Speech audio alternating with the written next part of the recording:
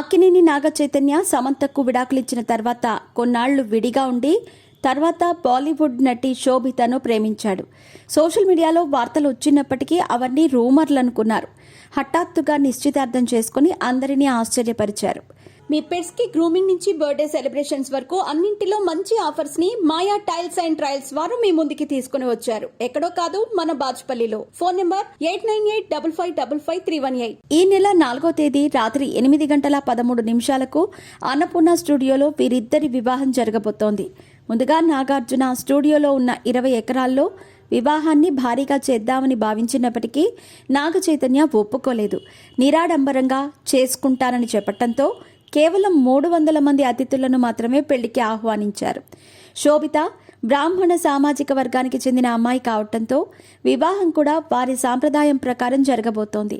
దాదాపు 8 గంటల సమయం అందుకు పడుతుందని అంటున్నారు.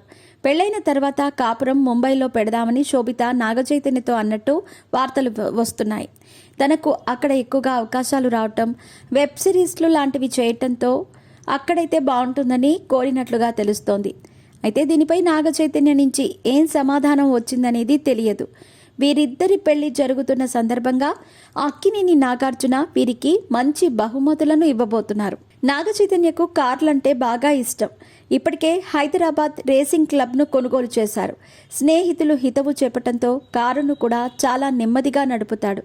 గతంలో చాలా వేగంగా నడిపేవాడు. నాగార్జున 2.5 కోట్ల విలువ చేసే అధునాతన లెక్సస్ LM MPV కారును బహుమతిగా ఇస్తున్నారు. 2 రోజుల క్రితమే దీన్ని కొనుగోలు చేయించి రిజిస్టర్ చేయించారు. లగ్జరీ కారును ఇద్దామని నాగార్జున అనుకున్నారట. అలాగే శోభితకు బంగారు ఆభరణాలు బహుమతిగా ఇస్తున్నారు. శోభిత కోడలిగా రావటంపై నాగార్జున చాలా ఆనందంగా ఉన్నారని సమాచారం. నయనతార తరహాలో నాగచైతన్య శోభిత పెళ్లిని కూడా డాక్యుమెంటరీగా తీయాలని నెట్ఫ్లిక్స్ అనుకుంటోందని వార్త రావటంతో నాగచైతన్య టీం ఆ వార్తను ఖండించింది. నయనతారకు నెట్ఫ్లిక్స్ 25 కోట్లు చెల్లించినట్టు తెలుస్తోంది.